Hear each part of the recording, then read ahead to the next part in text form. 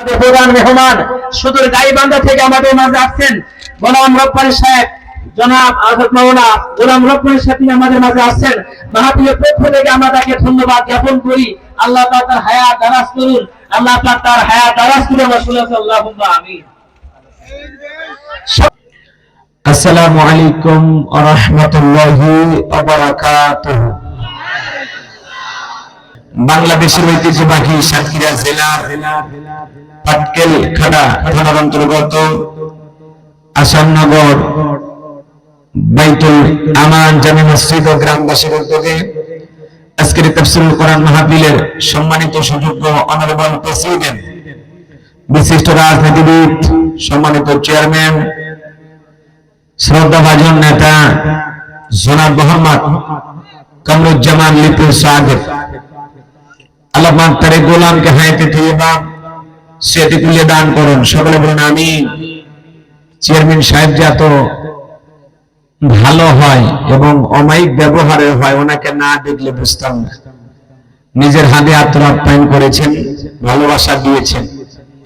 আল্লাহ তাআলার কাছে দোয়া করছি, আমরা যতটুকু দেখলাম তাতে মনে হয় উনি অনেক একজন ভালো মানুষ। আমরা চাই সারাটা জীবন যেন আপনাদের পাশে থেকে ভালো মানুষ হয়ে খেদমত করা তৌফিক দান করেন। সবাই বলুন আমিন। আজকের প্রোগ্রামের প্রধান অতিথি বিশিষ্ট রাজনীতিবিদ, সমাজসেবক, মাননীয় এমপি মহোদয়, জননেতা জনাব ফিরোজ আহমেদ স্বপন, মাননীয় এমপি মহোদয়কে আল্লাহ পাক হায়াতে তৈয়বা সেটি তুলে দান করুন। সবাই বলুন আমিন। বিশেষ অতিথি জনাব বিপ্লব কুমার নাথ, আল্লাহ পাক তার গোলামকে জনগণের সেবক হিসেবে কবুল করুন। সকলে বলুন আমিন। আজকের প্রোগ্রামের অন্যান্য অতিথিবৃন্দ আলোচনা রেখে ধন্য করেছেন হাফিজ মাওলানা সাব্বির হুসাইন, কথা বলে ধন্য করেছেন বিশিষ্ট ইসলামী চিন্তাবিদ হাফিজ কারি মাওলানা আব্দুল সত্তার আজাদি সাহেব। সকল আলোচকের আলোচনা আল্লাহ পাক দ্বীনের জন্য, ইসলামের জন্য, কোরআনের খেদমতের জন্য কবুল করুন। সকলে বলেন আমিন। মাহফিল পরিচালনা মাওলানা ইউসুফ আল আজাদি, আল্লাহ পাক তার গোলামকে কবুল করুন। সকলে বলেন আমিন। মঞ্চ উপস্থিত সম্মানিত উলামায়ে কেরাম, সামনে বসা পিতৃ সমতুল্য মুরব্বী বাবাজিরা, কলিজার টুকরা প্রান্তীয় যুবক ভাইরা, ছোট ছোট সোনামানিকেরা, পর্দার আড়ালের সম্মানিত অবলা সরলা আবেদা সালেহা মা ও বোনেরা, প্রশাসনের সম্মানিত পুলিশের ভাইয়েরা, ডিবির ভাইয়েরা, জাতির বিবেক প্রিয় সাংবাদিক বন্ধুগণ, বিভিন্ন রাজনৈতিক দলের সম্মানিত নেতা কর্মী ভাইয়েরা, সবাইকে আরেকটি বার সালাম দিচ্ছি। আশা করছি সকলে সালামের জবাব জোরে সোরে দেবেন। আসসালামু আলাইকুম ওয়া রাহমাতুল্লাহি ওয়া বারাকাতুহু। আমরা শুকরিয়া আদায় করতেছি সেই মহান রবের দরবারে, আল্লাহ পাক সুবহানাহু ওয়া তাআলা অত্যন্ত দয়া করে, করুণা করে, মায়া করে, মহব্বত করে, ভালোবেসে, পছন্দ করে অত্র এলাকা থেকে গণে গণে গুণান্বিত করে, যাচাই বাছাই করে শুধুমাত্র কেবলমাত্র কোরআনুল কারীমের মহব্বতে আজকের মাহফিল আসার বসার সুযোগ দান করেছেন। সে মহান রবের দরবারে সিজদাবনত চিত্তে কালিমাতু শুকর আদায় করে পড়ছি আলহামদুলিল্লাহ।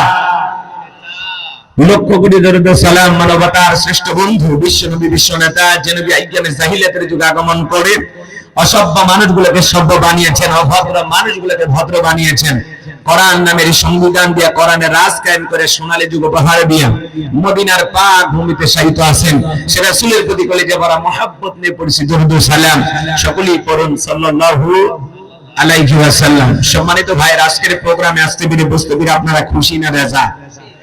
কারা কারা বেজার দুই হাত তুলে দেখান। মাঝে মাঝে দুই একজন হাত তুলতে চায়। সব জায়গায় তালে তালে মিলেলে বিপদ আছে না নাই? যে কোনো কাজ বুঝে শুনে করা লাগবে। মুসলমান পা ফেলবে, চিন্তা করে ফেলবে যে এইটা আমি পা যে ফেলতেছি এটা সবের রাস্তা না গুনাহের রাস্তা, আমি রাস্তা ধরে জান্নাতে যাচ্ছি নাকি জাহান্নামে যাচ্ছি। মুসলমান যে কোনো কাজ চিন্তা ভাবনা করবে। কথা বলেন ঠিক কিনা? চিন্তা ভাবনা করে করার দরকার আছে না নাই? ভাবিয়া করিও কাজ, করিয়া ভাবিও না। কথা বলেন ঠিক কিনা? তো সম্মানিত ভাইয়েরা আমার, আজকের প্রোগ্রামে অনেকে হাত তুলতে চাচ্ছেন। শুধু জোশ থাকলে হবে না, জোশের সাথে হুঁশও থাকা লাগবে। এজন্য আমাদেরকে বলা হয় হুজুকি আর বুঝাবে বাঙালি, যাই কয় আইরে সেই দিকে যাইরে, বোঝা সোজা নাইরে, লাঠি পিটা খাইয়ে মার খাওয়ার পরে হুঁশা এই কাম করছিলেন। এই জন্য যে কোনো কাজ বুঝে শুনে করবেন। আজকের প্রোগ্রামে আসতে পেরে বুঝতে পেরে কারা কারা খুশি, মুখে নিয়ে হাসি, আওয়াজে বেশি আল্লাহ নামের এমন একটি স্লোগান দেবেন, এলাকায় যদি কোনো ইসলাম বিরোধী অপশক্তি থাকে তাদের কলিজায় যেন কম্পন সৃষ্টি হয়। এমন আওয়াজ তুলতে রাজি আছেন যারা বীর মুসলমানের মতো দুটি হাত টান টান করে তুলে দেখান তো তারা। লিল্লাহে তাকবীর, লিল্লাহে তাকবীর। আল কোরআনের আলো, আল হাদিসের আলো, দুনিয়ার মুসলিম আমার নেতা তোমার নেতা, আমার নেতা তোমার নেতা। লিল্লাহে তাকবীর। আল কোরআনের আলো, আল হাদিসের আলো, দুর্নীতির আলো। অনেকে ঝোঁকে তালে বলে ফেলেছেন দুর্নীতির আলো ঘরে ঘরে যান। বাংলাদেশে দুর্নীতি দমন কমিশন আছে না নাই? এরপরে দুর্নীতি কমেছে নাকি ডিজিটাল কার্ডে বেড়েই চলেছে? দিন যত করাচ্ছে দুর্নীতির পাল্লা তত ভারী হচ্ছে, কথা বলেন ঠিক কিনা? আমরা চাই আমাদের এই প্রিয় মাতৃভূমি বাংলাদেশ দুর্নীতি মুক্ত আল্লাহ কবুল করেন, ছিল বলেন আমিন। আমরা চাই আমাদের বাংলাদেশ মাদক মুক্ত আল্লাহ কবুল করেন, ছিল বলেন আমিন। আমরা চাই আমাদের বাংলাদেশ যৌতুক মুক্ত আল্লাহ কবুল করেন, ছিল বলেন আমিন। সম্মানিত ভাইরা, আমার ভূমিকায় লম্বা কথা নয়, সরাসরি মূল আলোচনায় প্রবেশ করতে চাই। কথা বলার কোনো সুযোগ নাই, কারণ এখন প্রায় রাত 11:30 বেজে গেছে। সর্বোচ্চ হয়তো আপনারা আর ঘন্টাখানেক সময় দিবেন, কারণ এখন কাজের মৌসুম, অনেকেই কাজে ব্যস্ত। তারপরে হয়তো বা মহাব্বত আর ভালোবাসার টানে কিছু মানুষ ছুটে এসেছেন, কথা বলে ঠিক না? যদি এখন কাজের মৌসুম না হইতো, যেটুকু ফাঁকা দেখা যায় এটুকু ফাঁকা থাকতো না। কথা বলেন না কেন? আমি আজকের মাহফিলে এসে আনন্দিত হয়েছি বিশেষ একটি কারণ আজকে যারা মাহফিলের আয়োজন করেছেন তারা মাত্র কয়েকটা পরিবার মুসলিম হিসেবে এলাকায় বসবাস করেন। এর আশেপাশে বেশিরভাগ আমার অমুসলিম দাদা ভাইরা বসবাস করে। আমি আনন্দিত হয়েছি এই জন্য যে অমুসলিম ভাইয়েরা আজকের মাহফিলে সহযোগিতা করেছেন, পাশে রয়েছেন এবং আমাকে রিসিভ করার জন্য শুধুমাত্র মুসলিম যুবকেরা যায় নাই, অমুসলিম যুবকেরাও মোটরসাইকেল দিয়ে রিসিভ করে আমাকে মাহফিলে নিয়ে এসেছেন। বলেন আল্লাহু আকবার। এটা বাংলাদেশের ইতিহাসে আমার জীবনে প্রথম। এমন ঘটনা আমার জীবনে কখনো ঘটে নাই। অমুসলিম ভাইদের সাথে দেখা হয়েছে, কথা হয়েছে, কিন্তু তারা যে মাহফিলের আয়োজন করতে পারে বা সহযোগিতা করতে পারে, পাশে থাকতে পারে, একজন বক্তাকে রিসিভ করার জন্য তারা মোটরসাইকেল নিয়ে এগিয়ে যেতে পারে, এটা আমি সাতক্ষীরার মাটিতে প্রথম দেখলাম। এই জন্য আমরা বলতে চাই, আমাদের সকলের সাথে যে হৃদ্রতা, যে ভ্রাতৃত্ব, যে ভালোবাসা, এ বন্ধন যেন আল্লাহ পাক কবুল করেন, সকলে বলেন আমিন। আমরা মুসলমানেরা পৃথিবীর জমিনে একটা উদাহরণ সৃষ্টি করতে চাই যে দল মত নির্বিশেষে সকলের প্রতি আমাদের শ্রদ্ধা, সম্মান বোধ, ভালোবাসা আছে না নাই? অমুসলিম ভাইয়েরা আজকের এই মাহফিলের আয়োজন করেছেন, পাশে রয়েছেন, সহযোগিতা করেছেন। এই জন্য দিল থেকে তাদেরকে আন্তরিক মোবারকবাদ, ধন্যবাদ জানাই এবং তাদেরকে বলতে চাই তারা যেন এইভাবে ভালো কাজের পাশে মৃত্যু পর্যন্ত থাকতে পারেন। আল্লাহ তাওফিক দান করেন, জোরে বলেন আমিন। এবং আল্লাহ প্রত্যেকটা মুসলিম ভাইদেরকে যেন আল্লাহ হেদায়েতের রাস্তায় কবুল করেন। একটু জোরে বলেন আমিন, আর একটু জোরে বলেন আমিন, আরো একবার বলেন আমিন। আমি আনন্দিত হয়েছি যে সাতক্ষীরার অমুসলিম যুবক ভাইরা আজকের জান্নাতের বাগানের সহযোগিতা করেছেন, আজকের জান্নাতের বাগান লাগানোর জন্য তারা পাশে রয়েছেন এবং আশেপাশে থেকে অমুসলিম ভাইরা অনেক আজকের মাহফিলে উপস্থিত হয়েছেন। আলহামদুলিল্লাহ, তাদেরকে আমি আন্তরিকভাবে ওয়েলকাম জানাই, স্বাগতম জানাই, আমার হৃদয়ে নিংড়ানো ভালোবাসার শুভেচ্ছা তাদেরকে জানাই। আল্লাহ পাক যেন আমাদের ভালোবাসা কবুল করেন। একটু জোরে বলেন আমিন, আরো জোরে বলেন আমিন। আরো ভালোবাসা গভীর হবে তখন আল্লাহ যখন হেদায়েতের মালা পরায়া তাদেরকে দ্বীনের জন্য কবুল করবেন। কথা বলেন ঠিক কিনা? কষ্ট হচ্ছে কি হয়েছে? এবং অমুসলিম যুবক ভাইরা কয়েকজন আমার সাথে সেলফি তুললেন, কাছে আসলেন। এই যে ভালো লাগা, বলেন তো বাজান, এটা কি টাকা দিয়ে পাওয়া যায়? আমরা কি জোর করে নিয়ে আসছি কাউকে? হ্যাঁ, কাউকে জোর করে রাখছি? এটা আপনাকে বোঝা লাগবে। মুসলমানেরা কখনো কাউকে জোর করে দ্বীনের জন্য ডাকে না। তাদের কাজ হলো উপদেশ দেওয়া। আল্লাহ তার রাসূলকে বলেছেন, ইন্নামা আনতা মুযাক্কির লাস্তা আলাইহিম বিমুসাইতির। আপনার কাজ হলো মানুষকে উপদেশ দেয়া, কাউকে লাঠি চার্জ করার দরকার নাই, জোর করার দরকার নাই, ধমক দিয়ে পিটাইয়া ইসলামের পথে আনার দরকার নাই। আপনার কাজ আপনি মানুষকে উপদেশ দেবেন। কথা বলেন ঠিক কিনা? এজন্য আমি চমৎকার একটা বিষয় আপনাদের সামনে উপস্থাপন করার চেষ্টা করব। আল্লাহ যেন তার এই গোলামকে তৌফিক দান করেন। সকলে বলেন আমিন। মুসলিম হিসাবে আমাদের ব্যবহার কেমন হওয়া উচিত? ইসলামিক নেতা যারা হবে, দ্বীনের দায়ী যারা হবে, তাদের ব্যবহার কেমন হওয়া উচিত? এবং যারা মুসলমানের নেতৃত্ব দেবে, আদর্শ নেতা, ইসলামিক নেতা, তাদের চরিত্র, তাদের গুণাবলী কেমন হওয়া দরকার, এই বিষয়গুলো নিয়ে আজকে আমি একটু আপনাদের সামনে আলোচনা করব ইনশাআল্লাহ। আল্লাহ কবুল করেন। জোরে বলুন আমিন। কষ্ট হবে আপনাদের? সংক্ষিপ্ত আমি ঘন্টাখানিক কথা বলবো। এখন 11:30 বাজে। 12:30 পর্যন্ত ধৈর্য নিয়ে কারা কারা থাকবেন না তারা হাত তোলেন। আপনি থাকবেন না? শোনেন, 1টা 2টা 3টা পরে আমার কোনো আপত্তি নাই, লম্বা সময় আলোচনা করতে আমার কোনো আপত্তি নাই। আমার টেনশন হলো আপনাদেরকে নিয়ে, কারণ কাল সকালে মাঠে আবার কাজ করতে হবে, বিভিন্ন জায়গায় পরিশ্রম করতে হবে। কেউ দোকানদারি করবেন, কেউ চাকরিতে যাবেন, তাই না? এই জন্য আমি অনুরোধের ভাষায় বলবো, আপনাদের যেন কষ্ট না হয়, আমারও যেন পরিবেশটা ঠিক থাকে, আমিও যেন দূরের মানুষ যাইতে পারি সময় মতো। আপাতত 12:30 পর্যন্ত একটা চুক্তি হোক, তারপরে সময় পরে এটা দেখা যাবে ইনশাআল্লাহ। একটা বললেন তো হবে, বোনাস টাইম তো আসে, তাই না? আপাতত 12:30 পর্যন্ত নড়াচড়া করবেন না। কারা কারা 2 হাত তুলে বলেন ইনশাআল্লাহ? একটু জোরে বলেন ইনশাআল্লাহ। মাঝে মাঝে হাত তুলিনি কারা দেখেন তো? যারা হাত তোলেন না, নিয়তে ভেজাল আছে। নিয়তে ভেজাল থাকলে আপনি এখনই চলে যান, আমার আপত্তি নেই, কিন্তু দয়া করে পরিবেশ নষ্ট করবেন না। 1টা ঘন্টা শোনেন, একটু শোনেন আমি কি বলতে চাই, আমাকে বলার একটু সুযোগ করে দেন। এখন যারা যাবেন তারা হাত তোলেন। আলহামদুলিল্লাহ, কেউ হাত তোলে না। এই যে ওয়াদা দিলেন, ওয়াদা ভঙ্গ করা কিসের লক্ষণ? জোরে বলেন কিসের লক্ষণ? আলহামদুলিল্লাহ, সবই বোঝেন আপনারা। আসলে সাতক্ষীরার মানুষ অনেক চালাক, বোকা শোকা নাই তো আর।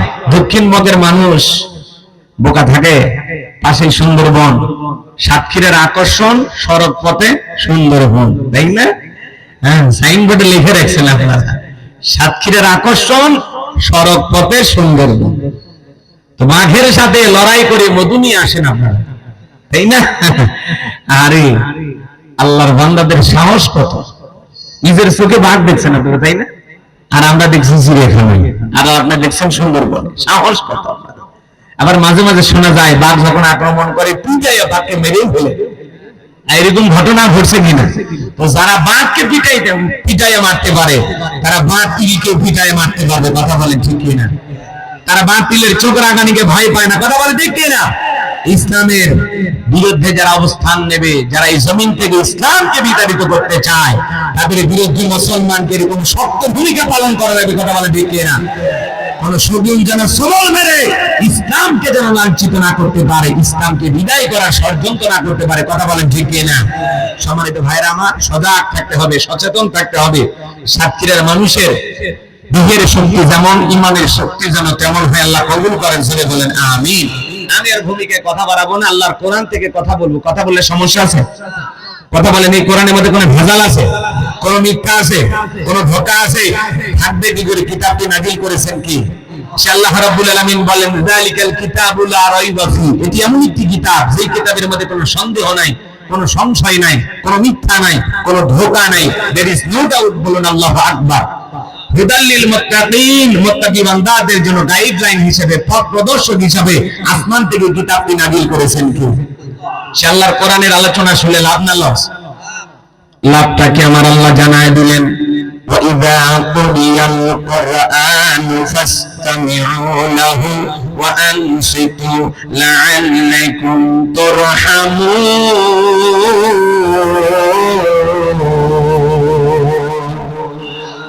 সূরা আরাফ আয়াত নাম্বার 204 আমার আল্লাহ রাব্বুল আলামিন জানায় দিলেন, তোমাদের সামনে যখন কোরআন পাঠ করা হয়, কোরআনের আলোচনা করা হয়, চুপ করে কান লাগিয়ে মনোযোগ সহকারে কোরআনের কথাগুলো শ্রবণ করো। যারা চুপচাপ কোরআনুল কারীমের কথাগুলো শ্রবণ করবে, আমার আল্লাহ রাব্বুল আলামিন আসমান থেকে তাদের উপরে আল্লাহর রহমত বৃষ্টির মতো নাজিল করবেন। বলুন সুবহানাল্লাহ। এই জায়গায় আল্লাহর রহমত নাজিল হইতেছে, এই বিশ্বাস আপনার আমার আছে না নাই? এটা জান্নাতের বাগান, এতে কোনো সন্দেহ আছে? তাহলে কোরআনের কথাগুলো শুনলে লাভ না ক্ষতি? আল্লাহ বলেন ওয়াদাক্কির ফা ইন্নায যিকরা তানফাউল মুমিনিন, সূরা জারিয়ার 55 নম্বর আয়াত। আল্লাহ দেখে বলেন যারা আমার মুমিন বান্দা, তাদের সামনে যখন কোরআন দেওয়াজ করা হয়, কোরআন গুলো উপদেশ দেওয়া হয়, এই কথাগুলো শোনার পরে আমার মুমিন বান্দাদের উপকারে আসবে। বলুন সুবহানাল্লাহ। তাহলে আল্লাহর কোরআন থেকে কথা বলবো, রাজি আছেন তো ইনশাআল্লাহ? আমি কথা বলবো পবিত্র কোরআনুল কারীমের 33 নম্বর সূরা। সূরাটির নাম হলো আহজাব। বলেন কি নাম? সূরা আহজাব। আহজাব মানে কি জানেন? জোট, একতাবদ্ধ হওয়া, সবাই মিলে এক প্ল্যাটফর্মে আসা লাগবে। কথা কি বুঝতে পারছেন?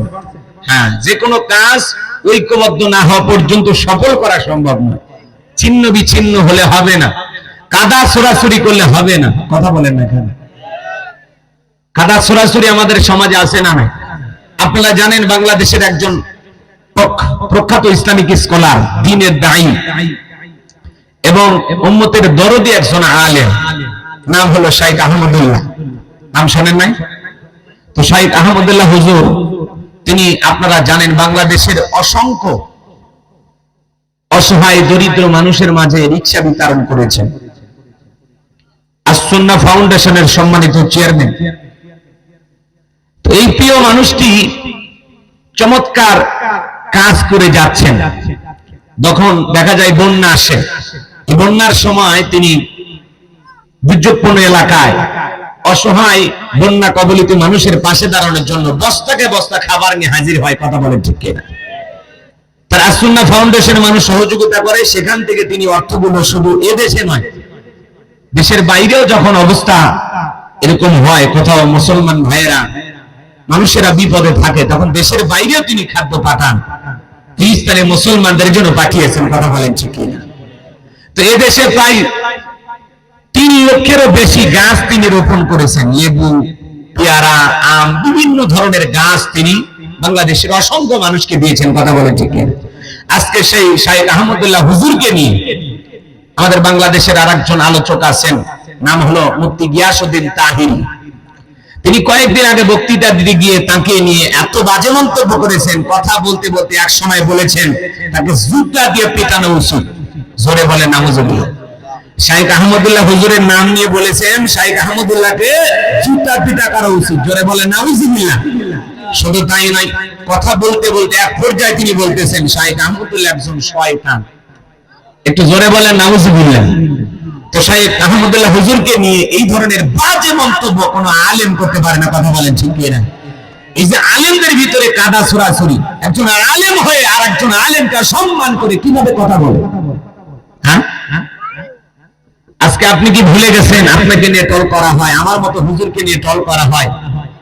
আপনার গান ডিজে পার্টি, যুবকেরা গান বাজায়, মুর্শিদ,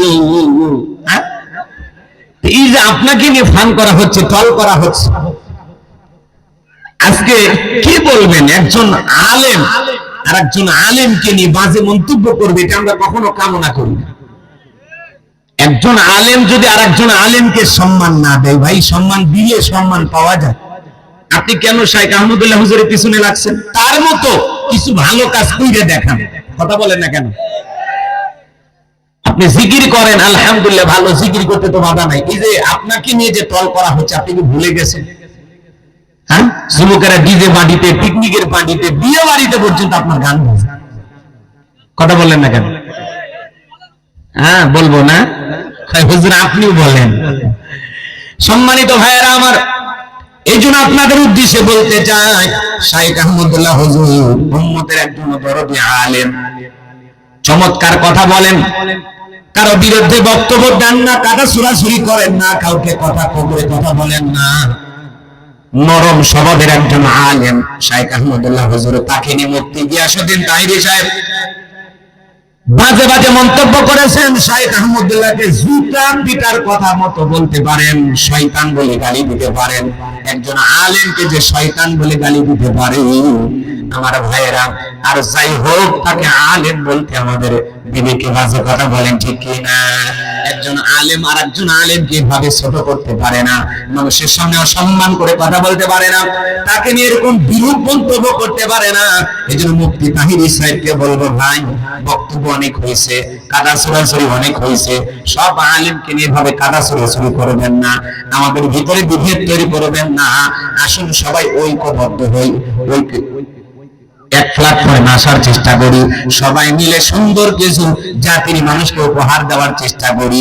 কেউ যদি কারো দোষ পায় সেটাকে গোপন রাখবো, এটা প্রকাশ্যে বলা যাবে না। যদি কোনো আলেমের ভুল আপনি ধরতে পারেন, তাকে গোপনে নিয়ে যা আলাদা এক জায়গায় বসে এটা সংশোধন করার চেষ্টা করেন। কথা বলেন, ঠিক কি না? কিন্তু এইভাবে যে কাদা ছড়াছড়ি, ওপেন প্ল্যাটফর্মে এসে কথা বলা যে অমুক হুজুরকে জুতা পেটা করানো উচিত, অমুক হুজুর একজন শয়তান, একজন আলেম আর একজন আলেমকে কখনো শয়তান বলে গালি দিতে পারে না। কথা বলে, ঠিক না? এজন্য তাহিরি সাহেবকে বলবো, অনুরোধের ভাষায় একটু ভাষাগুলো ঠিক রাখেন, সংযত ভাষায় কথা বলেন।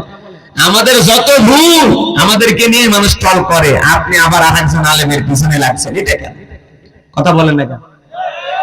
আপনার গানগুলো নিয়ে সমালোচনা করে, আমার মতো হুজুরকে নিয়ে সমালোচনা করে, এগুলো চিন্তা ভাবনা করেন। আমরা অতীতের ভুলগুলো সেগুলোর থেকে সংশোধন হয়ে যান। তার কণ্ঠ চমৎকার, তার বক্তব্য ভালো, কিন্তু মাঝে মাঝে যে জিকির করে, লাফালাফি করে, এইটা নিয়ে মানুষ ধরে বসে আছে, মনে হয় হুজুর এরকম করে না।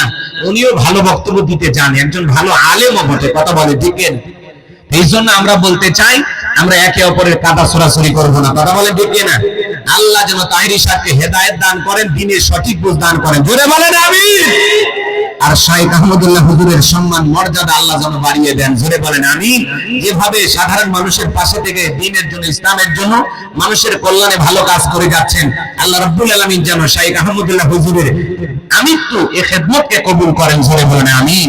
দুনিয়া আখিরাতের উত্তম জাযা যেন আল্লাহ পাক তাকে দান করেন। জোরে বলেন আমিন। কোন হিংসে বিদ্বেষ করে, কোন তার বিরুদ্ধে বাজে মন্তব্য করিয়া, তার বিরুদ্ধে বক্তব্য দিয়ে কোনো লাভ হবে? কারণ শাইখ আহমদুল্লাহ হুজুরকে এদেশের কোটি কোটি মানুষ হৃদয় দিয়ে ভালোবাসে। কথা বলে, ঠিক না? লিল্লাহি তাকবীর। আমার আলেম হয়ে আরেকজন আলেমকে জুতা পিটা করতে চান, এটা দুঃখজনক। কথা বলেন, ঠিক কি না? এমন ভাষা যেন আমরা কখনো ব্যবহার না করি। আল্লাহ যেন আমাদের হেদায়েতের পথে কবুল করেন। জোরে বলেন আমিন। তাহলে সূরার নাম কি বললাম? আহজাব। বলেন কি নাম? মোট আয়াত আছে 73টি, রুকু আছে 9টি। বিশ্বনবীর মদিনার জিন্দেগিতে এই সূরাটি নাজিল হয়েছেন। বলুন আল্লাহু আকবার। আমি আপনাদের সামনে 3টি আয়াতে কারিমা তেলাওয়াত করেছি, 66, 67, 68। এই 3টি আয়াতে কারিমা তেলাওয়াত করেছি। আল্লাহ রাব্বুল আলামিন যেন তার গোলামকে এই 3টি আয়াতে কারিমাকে সামনে রেখে কিছু কথা আপনাদের সামনে বলার তৌফিক দান করেন। সকলে বলুন আমিন।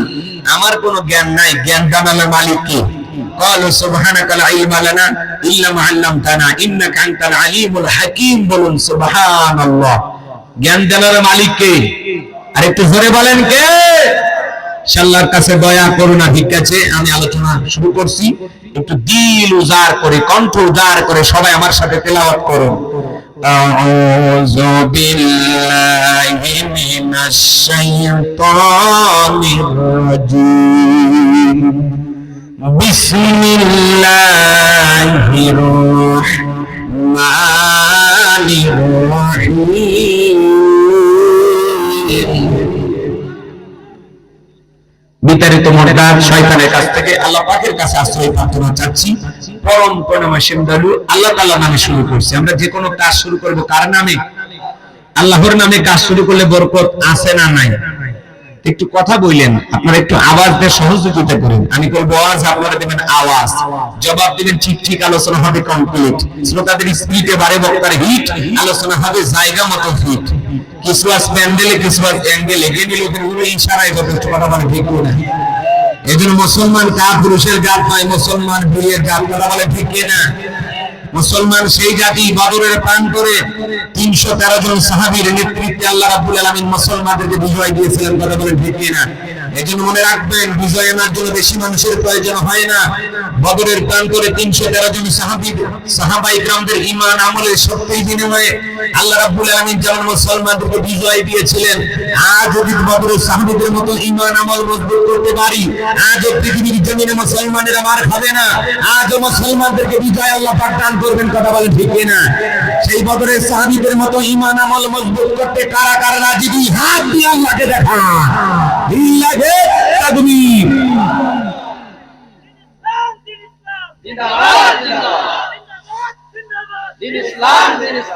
এই জন্য কাদা ছোড়াছুড়ি করলে হবে না। একজন আলেম আর একজন আলেমকে সম্মান দিয়ে কথা বলতে হবে। কথা বলে ঠিক কিনা? সম্মানিত ভাইয়ের আমার, চলুন আমি আলোচনা করি, একটু আমাকে সুযোগ করে দেন, ভালো লাগবে ইনশাআল্লাহ।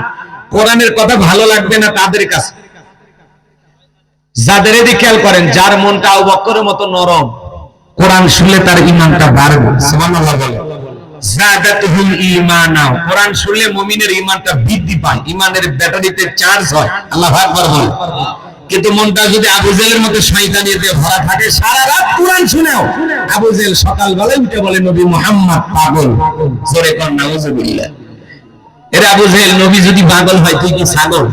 হ্যাঁ, সারা রাত কোরআন শুনেও ভাগ্যে হেদায়েত জোটে নাই। কথা বলেন ঠিক কিনা? আর আবু বকর শুনে ঈমান বাড়ে, আবু বকর কোরআন শুনে হেদায়েত প্রাপ্ত হয়ে জান্নাতের 1 নাম্বার সার্টিফিকেট প্রাপ্ত সাহাবী হয়। আর আবু জেহেল শুনে ওর শয়তানি বাইরে জাহান্নামের রাস্তায় যায়। কথা বলে ঠিক কিনা? এইজন্য মনটা আবু বকরের মতো নরম করতে রাজি আছেন তো ইনশাআল্লাহ? আর আবু জেহেলের মতো পেঁয়াজ গুজতে ভরা থাকলে দেখবেন কোরআন শুনে আলেমদের বিরুদ্ধে সমালোচনা করে। আছে না নাই? সাইস্টলে ঝড় করবে, এগুলো ওয়াজ এই সেই বক্তব্য, মানে বিরাট বড় মুফতি সাহেব, মুহাদ্দিস সাহেব। আছে না নাই? যাই হোক বাজান, হেরে যাবে আমাদের হিংসা, জিতে যাবে আমাদের ভালোবাসা। কোনো সমালোচনায় কোনো কাজে আসবে না ইনশাআল্লাহ। কথা বলেন ঠিক কিনা? একটু জবান ছেড়ে সবাই আমার সাথে যারা তেলাওয়াত করতে পারেন তেলাওয়াত করুন। আল্লাহ রাব্বুল আলামিন বলেন, ইয়াউমা তাকাল্লাবু উজুহুহুম ফিন্নার। আল্লাহ রাব্বুল আলামিন বলেন, সেদিন মানুষের মুখমণ্ডল গুলোকে আগুন দিয়ে পুড়িয়ে ফেলা হবে। ভালো করে কথাগুলো বোঝার চেষ্টা করবেন। ইয়াউমা তাকাল্লাবু উজুহুহুম ফিন্নার, সেদিন মানুষের মুখমণ্ডল গুলো আগুন দিয়ে পুড়িয়ে ওলটপালট করে ফেলা হবে। সেদিন কোন দিন? ভাইয়ের আমার, গভীর মনোযোগ দিয়ে কথাগুলো শুনবেন। যারা জাহান্নামের ভিতরে যাবে তাদের কথা আল্লাহ রাব্বুল আলামিন বলতেছেন, ইয়াউমা তাকাল্লাবু উজুহুহুম ফিন্নার, সেদিন জাহান্নামের আগুন দিয়ে মানুষের চেহারাগুলোকে ওলটপালট করে পুড়িয়ে ফেলা হবে। ওই জাহান্নামের আগুনে মানুষগুলো জ্বলতে জ্বলতে পুড়তে পুড়তে চেহারা হয়ে যাবে কয়লার মতো কালো। ওই জাহান্নাম বড় কঠিন জায়গা। ইন্নাহা সাআত মুস্তাকাররাম ওয়া মুকামা। সূরা ফুরকানের ভিতরে আল্লাহ পাক জানিয়ে দিলেন, নিশ্চয়ই জাহান্নাম আবাসস্থল হিসেবে, বসতির জায়গা হিসাবে কত না নিকৃষ্টতম একটা স্থান। জাহান্নাম সুখের জায়গা না, জাহান্নাম হলো যন্ত্রণার কারখানা। এ বাজান গো আমার, ওই জাহান্নাম বড় কঠিন জায়গা। আমার আল্লাহ রাব্বুল আলামিন বলেন, ইন্না জাহান্নামা কানাত মিরসাদা লিত্তাগীনা মাআবা লাবিথিনা ফিহা আহকাবা লা ইয়াযুকুনা ফিহা বারদান ওয়ালা শারাবা ইল্লা হামিমান ওয়া গাসসাকা।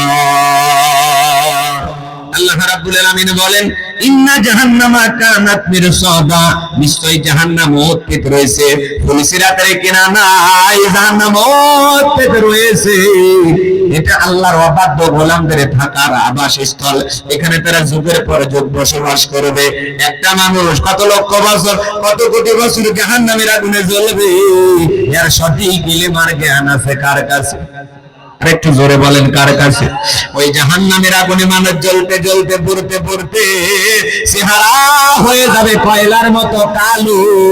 এই দুনিয়ার আগুনের চাইতে জাহান্নামের আগুনের পাওয়ার হলো 70 গুণ বেশি। হেলা জানবো আমার, সামান্য সূর্যের তাপে আপনি আমি অস্থির হয়ে গেছি, গরম গরম বলে স্লোগান দিতেছি, পাগল পাড়া হয়ে গেছি। কিন্তু জাহান্নাম বড় কঠিন জায়গা।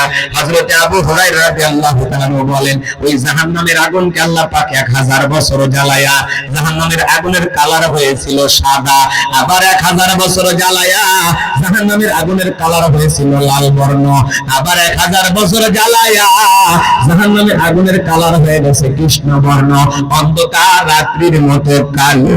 ওই জাহান্নামের আগুনে যারা জ্বলবে, ওই জাহান্নামের আগুনে জ্বলতে জ্বলতে পুরতে পুরতে চেহারা হয়ে যাবে কয়লার মতো কালো। জাহান্নামীরা আগুনের যন্ত্রণা সহ্য করতে পারবে না।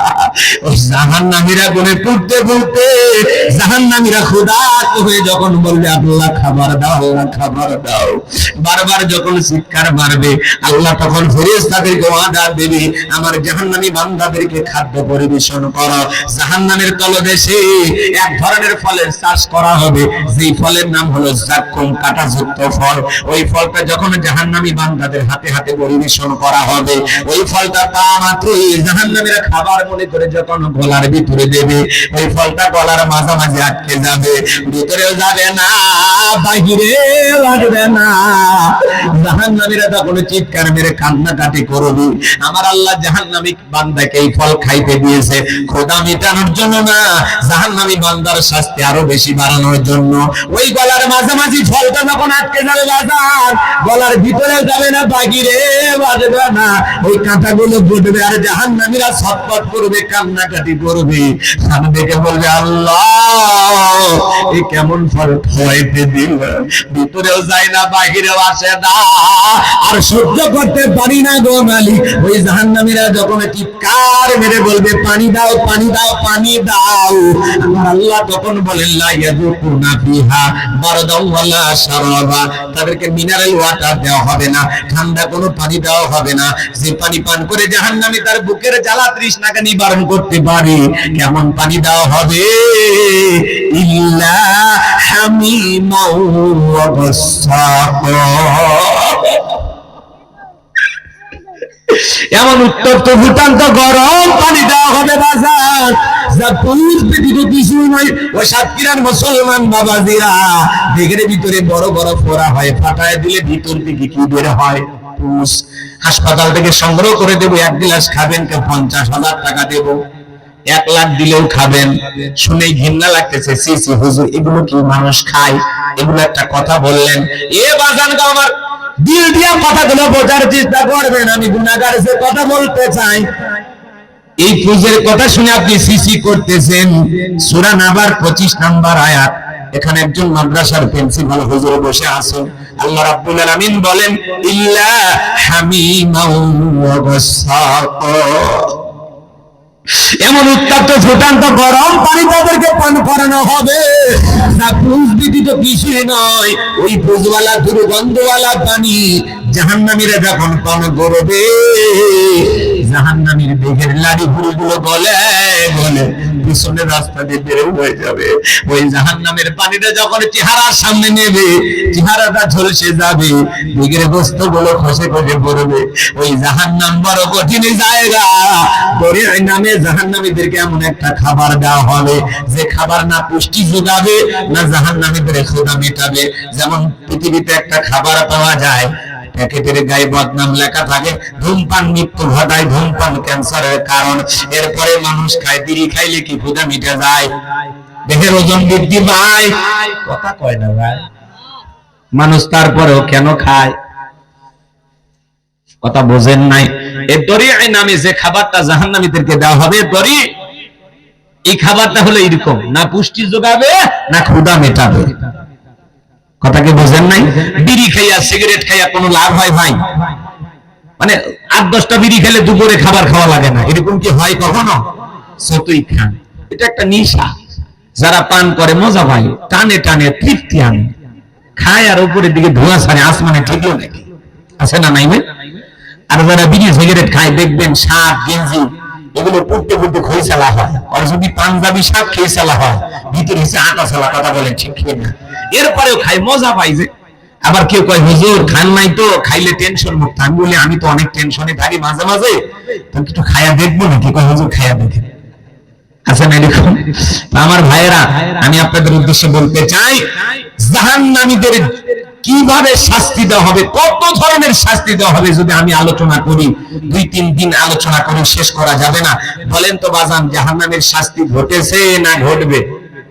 আল্লাহ সতর্ক করে দিলেন, সাবধান করে দিলেন, অ্যাডভান্স আল্লাহ তাআলা অগ্রিম বার্তা দিয়ে দিলেন, বান্দা সাবধান, সতর্ক হও, সাবধান হও, ওই জাহান্নামের আগুন থেকে নিজেকে বাঁচাও, ওই জাহান্নামের রাস্তা থেকে ফিরে আসো, এখনো সময় আছে। আমি আল্লাহর গোলামিতে লিপ্ত হয়ে যাও, গোলামির মাধ্যমে নিজেকে পরিবর্তন করো, আমি রবের গোলামি করে জিন্দেগিটা কাটায় দাও। কথা বলেন ঠিক কি না? ওলামায়ে কেরাম জাহান্নামের কথা বলে, কবরের আযাবের কথা বলে, মিজান ফুলসিরাতের কথা বলে, আমাদের মাথার ভিতরে এই কথাগুলো ঢোকে না। যত কথাই বলি কোনো কাজে আসে না। কাজে আসবে তখন জানেন, কবরে গেলে টের পাবেন, তখন আলেমদের কথা প্রত্যেকদিন মনে হবে। কথা কয় না? হুজুরে কইছিল নামাজ পড়ো, পড়ি নাই। হুজুরে বলেছিল আল্লাহর জিকির করো, করি নাই। হুজুর বলেছিল ইসলামী আন্দোলন করো, করি নাই। হুজুর বলেছিল কোরআন সুন্নাহ দিয়ে জীবন সাজাও, সাজাই নাই। হুজুর বলেছিল রাসূলের আদর্শ মানি নাই। কথা বলেন না কেন? আমি একটা উদাহরণ দেই, আপনারা বিরক্ত হবেন না তো, কষ্ট পাবেন না? আচ্ছা, মাছ মারার জন্য আপনারা পুকুরে কি ফেলেন? জাল। জাল না ভাই, একটা বাঁশের লম্বা কঞ্চিতে ঝুলায় না ছিপ, বড়শি। এই তো বুঝছেন? আচ্ছা ঠিক আছে, বড়শি। এই যে যেটাতে খাদ্য থাকে ওইটার নাম কি? ওটাই বড়শি। আর লাঠিটা ছিপ।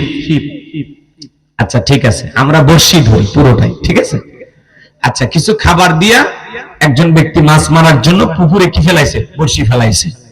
তো মনে করেন এই পুকুরের মধ্যে 2 দল মাছ, একটা ভালো মাছ আর একটা মন্দ মাছ। ধরেন ভালো মাছ তারা আলেমদের মতো ভূমিকা পালন করে বলতেছে, এই খবরদার, যে খাবার দেখতেছে সেটা খাবার না, এটা হলো ষড়যন্ত্র। তবে ধরার জন্য একজন লোক বড়শি ফেলাইছে, টপ করে খাবার খাবি, জট করে উপরে তুলবে, নিয়ে আসার মারবে, বাড়িতে নিয়ে যায়া একেবারে তোর চামড়া উপরে যা আছে ওইটা কি বলেন আপনারা, আস্তে আস্তে ওইটা ফেলাইয়া টুকরো টুকরো করিয়া ঝাল মশলা দিয়া পাতিলে রান্না করে আস্তে করে খেয়ে ফেলে দিবে। সাবধান, অতএব ওই খাবারটা খাস না। তখন মন্দ মাছেরা বলে, হ্যাঁ আমাদের না খাওয়ার ওয়াজ কইয়া আমরা চলে যাবো, আর এই সুযোগে তুমি খাইবা, তা হবে না। তখন ওই ভালো মাছের কথা না শুইনা এই মন্দ মাছগুলো যখন টপ করে খাইছে, উপরে থাকা বেচারা বসি টান মেরে তুলে মারছে একটা আসার। যত লাফালাফি করে তত বাড়ি মারে, দেখেন না? এই যে বাজারে যে মাছ কাটতে দেন, যে মাছটা লাফালাফি করে ওদের কাছে খাইতে থাকে না, বড় একটা খাইতে না মাথায় দেয় একটা বাড়ি, রুই কাতলা বলেন মুড়ে শেষ। কথা কোন ঠিক কিনা? এই যে উপরে উঠে ফিটানটা শুরু হয়ে গেল, এরপরে বাড়িতে নিয়ে যায় উপরে যে আষ্টেগুলো ছিল, কথাটা বোঝা না, চামড়া যা ছিল ছিলে শেষ। এখানে ফাঁকাতে নিয়ে খেলে এরকম ঘুষতেছে। মাছটা কান্দে, ওর কান্দনার কেউ শোনে না, এই কান্দাকাটি করে। এরপরে যে আপনার স্ত্রী এর বটিতে নিয়ে কি করে, আদর করে না, মাথাটা আলাদা করে, ফেসেটা আলাদা করে, চাকা আলাদা করে, পেটি আলাদা করে, কুইড়ে সুন্দর করে ঝাল মশলা দিয়া একেবারে ফাঁতিলে তুলে আগুন লাগায়। মাছটা কান্দে আর বলে, হারি একবার যদি পুকুরে যাওয়ার সুযোগ পাইতাম সব মন্দ মাছদেরকে বলে দিতাম। এই যে ভালো মাছেরা যে কথা বলে এগুলো কথা সত্য। এই যে আমাদের দুনিয়াতে যাওয়ার পরে এই করেছিল, এই কথাগুলো আমি বলার সুযোগ পাইতাম। বলেন তো বাজান, ওই পাতিলের মাছ কি পুকুরে যাওয়ার আর সুযোগ পাবে? কবরে থাকা ব্যক্তি কি কোনোদিন উঠে যে বলতে পারবে ওলামায়ে কেরাম যা বলে তা সত্য? খবরদার, তোমরা আর বেনামাজি থাকো না, সুদ খাইও না, ঘুষ খাইও না, জিনা ব্যভিচারী করো না, কোরআন সুন্নাহর বিরুদ্ধে অবস্থান নিও না, রাসূলের আদর্শ মানো, ওলামায়ে কেরাম যা বলে সেই কথাতে আমল করো। বলেন তো, কবর থেকে কোন ব্যক্তি উঠে এসে এই কথা বলার সুযোগ কি পাইছে? এই জন্য বাজান উদাহরণ দিলাম, কিছুই বুঝলেন না তাহলে কিন্তু সমস্যা। একটা উদাহরণ দিয়েছি কিছু শিক্ষার জন্য, কিছু বোঝার জন্য। আপনাদের মগজের ভিতরে কি কথাগুলো ঢুকেছে? তাহলে কবরের ভিতরে আযাব আছে না নাই? আযাব কার জন্য? যারা নেক আমল করে গেছে তাদের জন্য, না যারা বদ আমল করে গেছে তাদের জন্য? নেককারদের জন্য না গুনাহগারের জন্য? জাহান্নাম কাদের জন্য? হ্যাঁ, এই যে বোঝা লাগবে, আল্লাহর অবাধ্য নাফরমান বেঈমান যারা শয়তানের ধোঁকায় পড়ে, ওয়াসওয়াসায় পড়ে মিসগাইড হয়েছে, ভুল পথে পরিচালিত হয়েছে, বিপথগামী হয়েছে, তাদের জন্য জাহান্নাম। আর যারা সিরাতাল মুস্তাকিমের প্রতীক হয়েছে, আল্লাহর দেখানো পথে চলেছে, রাসূলের রেখে যাওয়া আদর্শ মোতাবেক চলেছে, ওলামায়ে কেরাম যেভাবে নেক আমল করতে বলেছে সেভাবে আমল করেছে, এই মানুষগুলোর স্থান হবে জান্নাতে। কথা বলেন ঠিক কি না? তাহলে এখন আপনি জীবন সাজানোর দায়িত্ব আপনার। ভালো করে বোঝার চেষ্টা করবেন বাজান গো আমার। আমি গুনাহগার যে কথা বলতে চাচ্ছিলাম, ওই জাহান্নাম বড় কঠিন জায়গা। সেই জাহান্নামের আগুন থেকে বাঁচার জন্য আমাদেরকে নেক আমল করা লাগবে। আমলের বিকল্প কোনো রাস্তা খোলা নাই। এই জন্য বাজানো আমার ওই জাহান্নামের আগুন থেকে বাঁচার জন্য মালিকের গোলামি করার দরকার আছে না নাই? রবের গোলামি করার দরকার আছে না নাই? আল্লাহ রাব্বুল আলামিন আমাদের সবাইকে তার গোলাম হওয়ার তৌফিক দান করুন। কোরআন সুন্নাহ মোতাবেক চলার তৌফিক দান করুন। পাঁচ ওয়াক্ত নামাজি বানায়া দেন, দ্বীনের বুঝ দান করেন। একটু জোরে বলেন আমিন। আল্লাহ রাব্বুল আলামিন বলেন, ইয়াউমা তুকাল্লাবু ওয়ুজুহুহুম ফিন্নার। সেদিন জাহান্নামের আগুন দিয়া মানুষের চেহারাগুলোকে পুড়িয়ে উলটপালট করে ফেলা হবে। ওই জাহান্নামের আগুনে মানুষগুলো পুড়তে পুড়তে যন্ত্রণায় ছটফট করবে, কান্নাকাটি করবে, আর দেখে বলবে ইয়াকুলুনা ইয়া লাইতানা আতা'নাল্লাহ ওয়া আতা'নার রাসূলা। জাহান্নামীর আফসোস করে বলবে, হাই আফসোস, আমরা যদি দুনিয়াতে আল্লাহকে মানতাম, রাসূলকে মানতাম, আল্লাহর দেখানো পথে চলতাম, রাসূলের রেখে যাওয়া আদর্শের পথে চলতাম, আল্লাহকে মানতাম, রাসূলকে মানতাম, তাহলে আমাদেরকে এইভাবে জাহান্নামের আগুনে জ্বলা লাগতো না। তাহলে জাহান্নামীরা কি বলবে? ইয়াকুলুনা ইয়া লাইতানা আতা'নাল্লাহ ওয়া আতা'নার রাসূলা। তারা আফসোস করে বলবে, হাই আফসোস, আমরা যদি দুনিয়াতে আল্লাহকে মানতাম, রাসূলকে মানতাম। ভালো করে বোঝার চেষ্টা করবেন, আল্লাহকে যদি মানতাম, রাসূলকে যদি মানতাম, আল্লাহর বিধান মোতাবেক, রাসূলের রেখে যাওয়া আদর্শ মোতাবেক যদি চলতাম, তাহলে আমাদেরকে এইভাবে জাহান্নামের আগুনে জ্বলা লাগতো। ভালো করে বোঝেন, তারা কি স্বীকার করলো, বুঝতে পারছেন? তার মানে তারা আল্লাহর পথে চলে নাই, রাসূলের রেখে যাওয়া আদর্শ মোতাবেক চলে নাই, আল্লাহ রাব্বুল আলামিনের বিধান মানে নাই, রাসূলের রেখে যাওয়া আদর্শ মানে নাই। কথা বলেন ঠিক কি না? এখন আসলে এই লোকগুলো কি ইচ্ছা করে মানে নাই, নাকি তাদেরকে মানতে দেওয়া হয় নাই, সে কথাগুলো একটু জানার দরকার আছে। ওটা ভাষা করিয়েন না। আগে বলেছি ভাই 12:30টার পরে উঠুন, ঠিক আছে? এখন চলেন পরের আয়াতে আল্লাহ তাআলা সেই কথা বলতেছেন। আমার আল্লাহ রাব্বুল আলামিন বলেন, ওয়াকালু রাব্বানা ইন্না আতা'না সাদাতানা ওয়া কুবারা'না ফাআদাল্লুনা সাবিলা।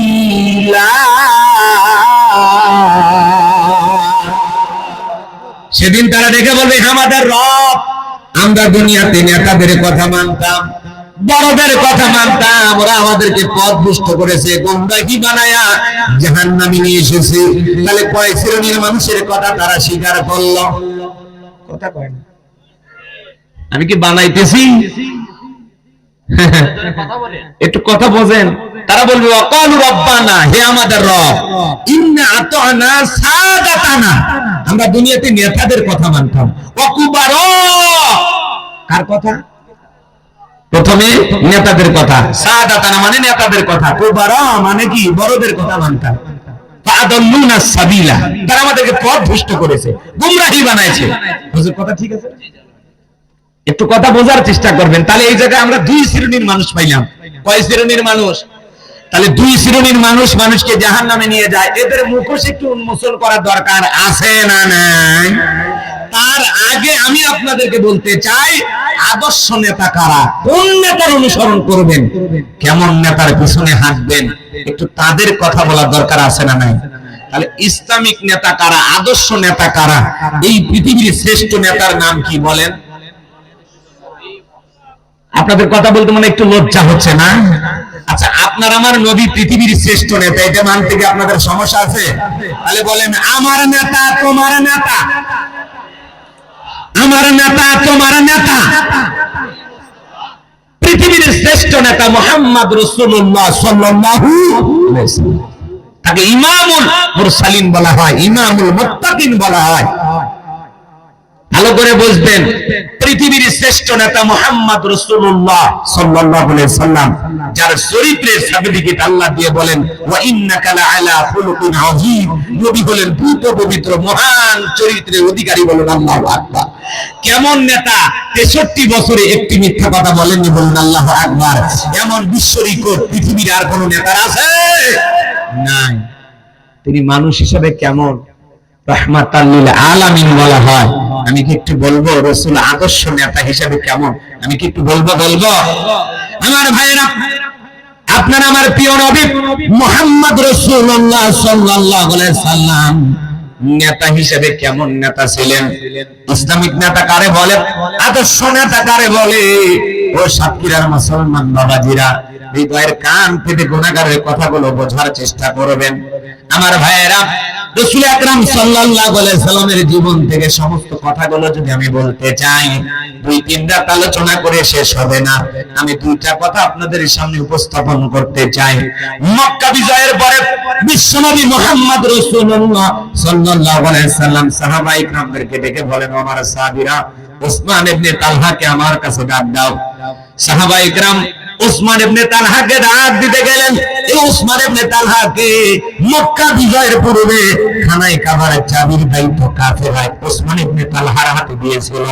নবীজি ডেকে বলে, উসমান ইবনে তালহা রে, খানায় কাবার দরজাটা একটু খুলে দাও, আমি আমার আল্লাহকে একটু সিজদা দিতে চাই। আল্লাহু আকবার।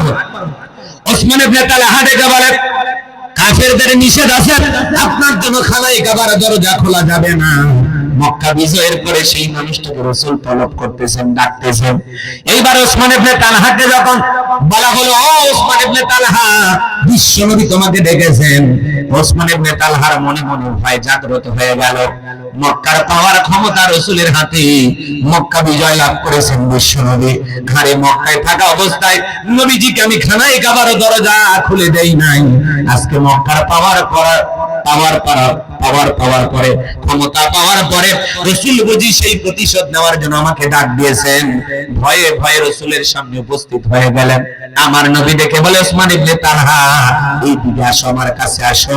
খানায় কাবার চাবির দায়িত্ব কাফেররা তোমার কাছে দিয়েছিল। মক্কা বিজয়ের পরে এই খানায় কাবার চাবির দায়িত্ব আমি নবী তোমাকে দিলাম। বলুন আল্লাহু আকবার।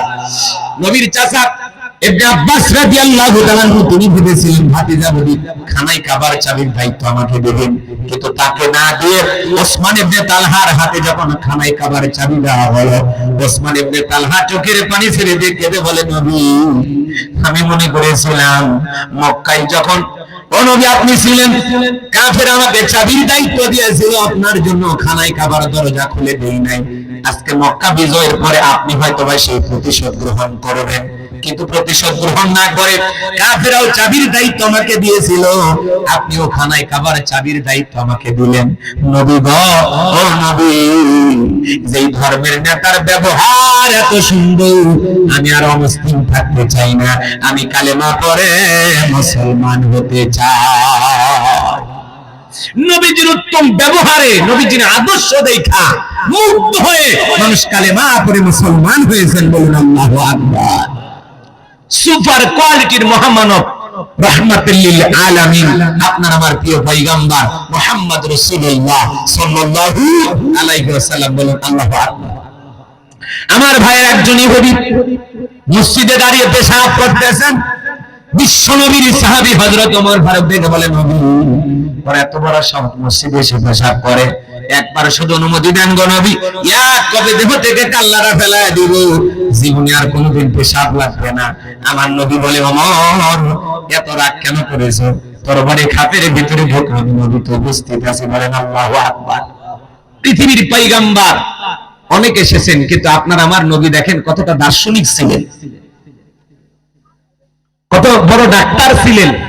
আজকে ডাক্তারি গবেষণায় বলা হচ্ছে, মানুষ যখন পেশাব পায়খানা করে ওই সময় যদি কেউ ধমক দেয় আর এটা যদি ভিতরে আটকে যায়, তাহলে বড় বড় দুর্ঘটনা, মানে দেহের ভিতরে, এই কারণে দেহের ভিতরে বড় বড় রোগ হওয়ার সম্ভাবনা থাকে। মানুষ আতঙ্কিত হতে পারে, ভয়ে পাগল পারা হয়ে যেতে পারে। আর আমরা দেখি যখন পাবলিক টয়লেট গুলো ব্যবহার করি, হ্যাঁ, পাবলিক বাথরুম গুলোতে যাই, এমন ধাক্কা ধাক্কায় মানে দরজা খুলেও ভিতরে আগে বের। এরকম করা যাবে না ভাই।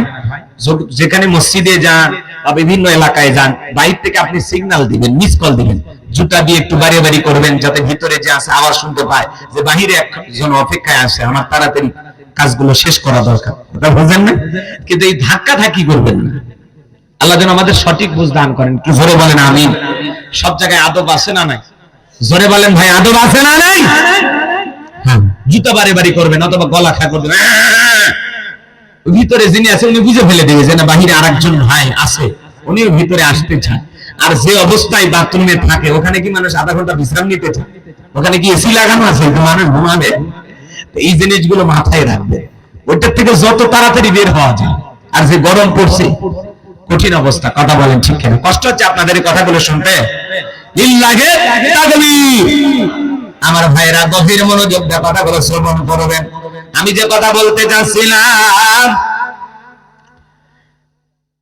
হযরত ওমর ফারুক দেখে বলে, নবী গো, তাকায় দেখেন কতগুলো পেশাব করতেছে, সব মনে জমায় রাখছে। নবী একবার শুধু অনুমতি দেন, এমন কায়দায় সাইড করবার, জীবনে পেশাব লাগবে না। আমার নবী বলে, ওমর থামো, আমি আসি তো, তুমি ঠান্ডা হও।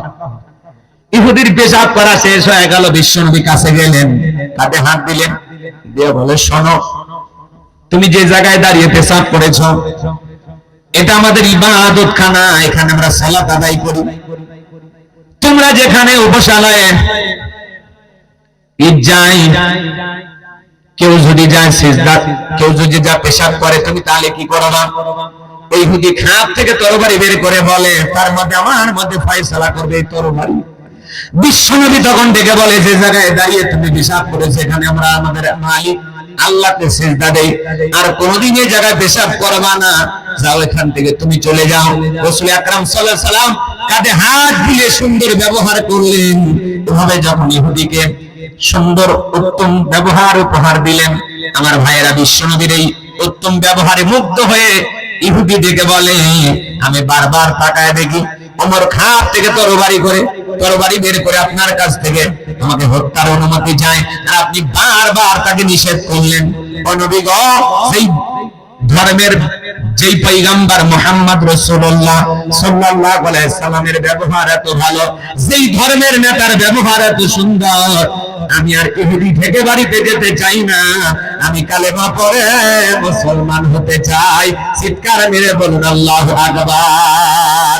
এইজন্য আল্লাহ রাব্বুল আলামিন বলেন, ওয়ালা তাস্তাবিল হাসানাতু ওয়ালাস সাইয়্যিআহ ইদফা বিল্লাতী হিয়া আহসানু ফাইযাল্লাযী বাইনাকা ওয়া বাইনাহু আদাওয়াতুন কাআন্নাহু ওয়ালিয়্যুন হামীম। আমার আল্লাহ ডেকে বলেন, ভালো আর মন্দ সমান হতে পারে না। তুমি যদি মন্দের জবাব ভালো দিয়া দাও, আমি আল্লাহ বলে দিলাম তোমার চরম শত্রুটাকে তোমার পরম বন্ধু বানায় দিব। বলেন সুবহানাল্লাহ। কেউ গালি দিলে আপনি পাল্টা গালি দিলেন, এতে ঝামেলা কমবে না বাড়বে? কেউ হুমকি দিলেন, আপনি পাল্টা হুমকি দিলেন, ঝামেলা কমবে না বাড়বে? কেউ বলে তোরে খেয়ে ফেলে দিতে, আমি ছায়া থাকবো, তোরে ঘুষি মারবো, আমি নাক ফাটাবো, দেখে নেবো দেখে নেবো, এই যে ঝামেলা কমবে না বাড়বে? কেউ যদি আপনাকে ঝামেলায় ফেলাইতে চায়, গালি দিতে চায়, বাজে ব্যবহার করে, আপনি সালাম দিয়ে বলেন, আসসালামু আলাইকুম ভাই, আমি আপনার ঝামেলাই নেই। আপনি আমারে গালি দিতে পারলেও আমি আপনাকে গালি দিতে পারবো না, কারণ এত ছোট মন মানসিকতা আমার না। কথা বলেন না কেন? কেউ ঝামেলায় ফেলতে চাইলেও আপনি সেই ঝামেলা থেকে এড়িয়ে চলবেন, সেখান থেকে ফিরে আসবেন। কেউ দেবে গালি, আপনি দেবেন কি? সালাম। কথা বলেন ঠিক কিনা? সালাম আছে যেখানে শান্তি আছে।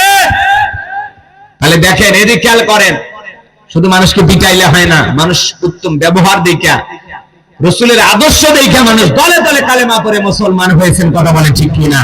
তাহলে পৃথিবীর শ্রেষ্ঠ নেতা মুহাম্মদ রাসূলুল্লাহ সাল্লাল্লাহু আলাইহি ওয়াসাল্লাম, যার আদর্শ দেখা, যার ব্যবহার দেখা, যার আখলাক দেখা মানুষ দলে দলে কালেমা পড়ে মুসলমান হয়েছেন। কথা বলেন ঠিক কিনা? আজকে মুসলমান সেই আখলাক, সেই চরিত্র ধারণ করতে পারে না, বিদায় আগের মতো মানুষ আর কালেমা পড়ে মুসলমান হচ্ছে।